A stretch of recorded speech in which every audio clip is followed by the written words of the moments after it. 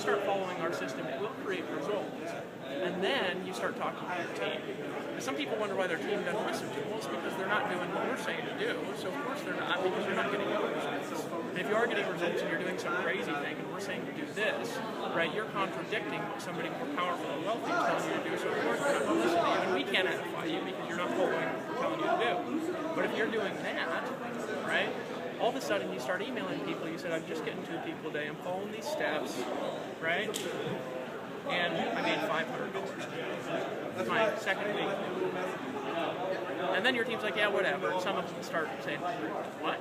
And they'll start paying attention to you. And then you come back 2 weeks later, you said, I just couldn't do it. I just had my first $800 day and made $9,000 last month. Right? And I've actually never met somebody that's got to a day that hasn't made over $12,000 in the first month, if they're all in. I've actually never seen it. It may have happened. Okay, I don't know. But what happens is your income keeps growing up from saying the same thing, right? And then more people believe that and here's what happens. Then somebody will start doing it, right? When you're consistent all the time with the same message, people will start replicating the message, right? If you're all over the place, they won't. They'll jump from thing to thing, they'll go to new deals, but if you're consistent all the time, you say the same thing all the time, and you're just consistent all the time, you find new creative ways of doing it, your team starts listening to it, all it takes is one person taking off, and your income will grow by 1/3 to double, right?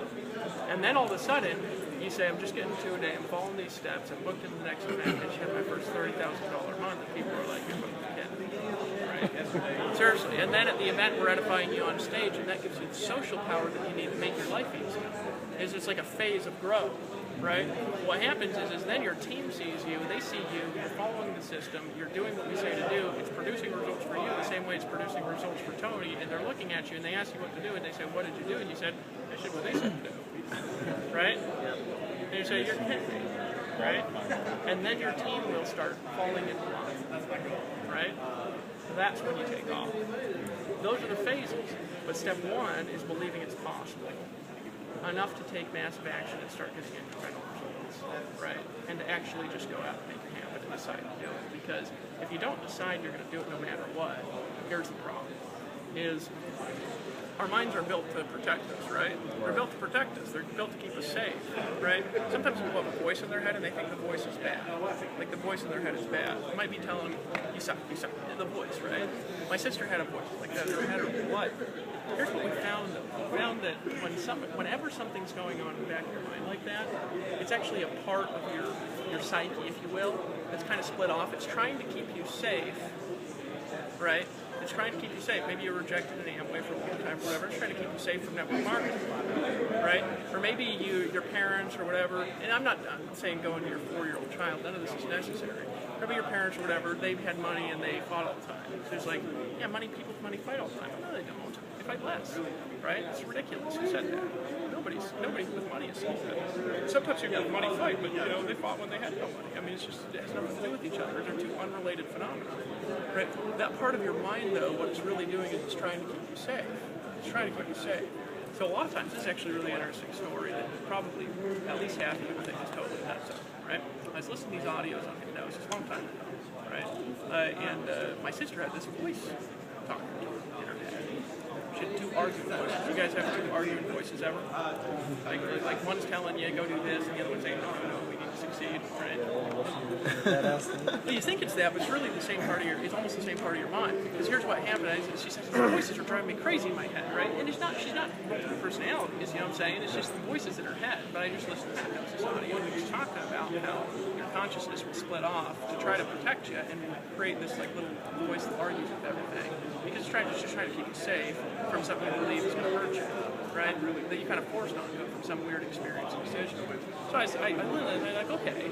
So I walked my sister through this process where I had her visualize, the negatron back of her mind, step out onto her hand. I said, just imagine it's just standing there. We're just playing this video. Don't worry about the reason we're doing this. Don't worry about why. But just imagine this negative voice is there. And I want you to just imagine the voice arguing that it's super positive. I want you to have fun. So just imagine it's over there. And just like ask them, just look at them, and I want you to ask the negative voice. For what purpose are you so negative? What are you trying to protect? She's like, looked really perplexed like this. I said, just play along, because I know you don't. You just play along, just ask it. She said, he wants me to be successful. Right? And I said, and it was my dad. It was like a picture of my dad that she had in her mind, and she instructed the child to repeat things like my dad said, which my dad's not negative, right? So it's just like a construct. And I want to be successful. I said, why? Right? She said, and she's like, she stops, she freezes, goes into nothing for a second in her mind, and she says, because I'll feel safe if I'm successful. So I want you to feel safe. I said, what about the fun part? She had this part. She's like, just party and go get drunk and all this stuff, right? And she's like, I asked a question, and she's like, I said, just visual, just imagine as if what you're imagining is true. You don't need to be true, just imagine it. And she looks at it, and she says, the little voice says, I want you to have fun so you feel good. I said, I asked, why do you want to feel good? She paused. I want to feel good, I want to have fun because when I do that, it's like I'm safe when I'm around people. And her eyes go like this, and her hands came together, and the voices vanished permanently. Right? Yeah, very fascinating. So if you guys look, and I'm not like a hypnotist. I was just screwing around with stuff I should have been screwing around with because I don't, I'm not, my brother's actually a hypnotist, so he does stuff like that all through the day because people quit smoking and stuff. But usually what happens is that we create constructs that they have no basis in reality. You know what I'm saying? Like people say making money takes hard work. Who told you that? Well, somebody who works hard who makes no money, probably. Right. Yeah. Right? Yeah. Or maybe you saw somebody working really hard and broke, and so you associated money with work. Right now, do you need to work hard sometimes? Obviously, if you're going to be rich, yes. But the actual rich part really has nothing to do with your work. It has to do with what you're doing, right? And what you're creating. It's nothing to do with work, right? The work is necessary in the beginning to create maybe a process. Right? You ask any rich person, they worked extraordinarily hard. But creating the actual money is unrelated, right? It was like hard work, you need money, right? Sponsoring is hard. No, it's not. Here, I went through this transition. I started sponsoring 2 people a day off of saying scripts. I was marketing really hard, getting people presentations, and then connecting with email. I was talking to anybody who I could get a hold of who had already looked at the video, not people previously when I started in 2009. I was talking to them because I thought I needed to. I get on the phone with them, and then I was walking through the questions that everybody asked to sponsor me. You know, what do you like about what you saw? About that, scale of 1 to 10, 10 being I'm ready to get started right now. And I would sponsor 7 out of 10 of people that went through that process to talk to me because they were hitting me up, right, which is different from prospecting. Then all of a sudden I sponsored so many people, it was like hundreds. My time became scarce, and I started to become what I call naturally powerful, right? Where you're actually powerful because so many people want your time and attention that you become scarce, like a lawyer where everybody wants the same lawyer, and so is race. Doesn't it? Right? Same thing. It's natural power, right? The hypnotist that's booked all the time has to raise his rate so his schedule goes back to normal. He can still make the same money as his wife did, right? It's natural power. So I started to just believe sponsoring was easy. I remember a day I woke up, right? And the day before I thought, you had to talk to the phone to make money and sponsoring is hard. And then all of a sudden I woke up one day and I said, this is actually really easy. I'm sponsoring to go. Right? And the second I believed it was easy, my language just changed. I stopped using any kind of process. And it worked 10 times better. People talk to me, I get on the phone, they ask me anything and I wouldn't answer and I just told them to join and they just did. Right? Somebody would be like, I don't have the money. And I'd say, Join. Did you just call me? He'd say, yeah. I'd say, well, you're probably not having money is a problem, so pull out your credit card right now or I'm going to hand you my phone. Right? They'd say, okay. Right, most people would get caught up, well, you don't have money, it's a big problem, blah, blah, blah. But for me, I just stopped caring because I suddenly believed it was easy to do. And everything about my energy changed when I suddenly believed it was easy. And it was like I was recruiting everybody. Now my whole family's getting into power. Well, I rented a yacht for everybody this week.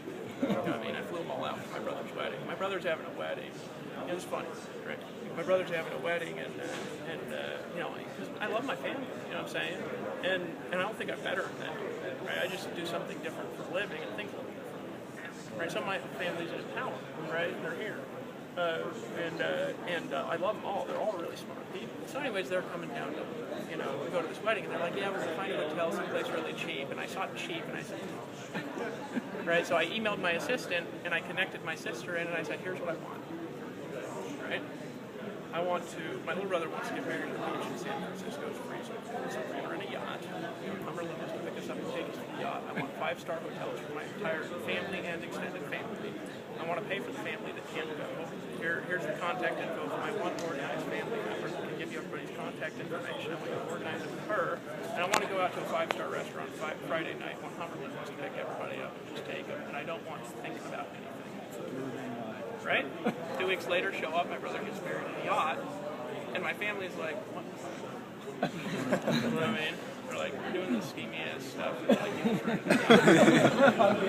well, you just, you don't know because they think what I'm doing is harder than what they're doing. It's not. It's actually significantly easier. My brother-in-law, he's a psychotherapist. It's way the hell harder than what I do. Now, he works hard and I work hard, right? The difference is not work, it's thinking, and it's what we're doing, right? So when you disconnect the fact that education has anything to do with money, yeah, it does, but not maybe the education you think. Maybe it's a different kind of education or learning from somebody different, right? Right? That's all it is, right? A wise man surrounds himself with counselors that are good at what they want to learn.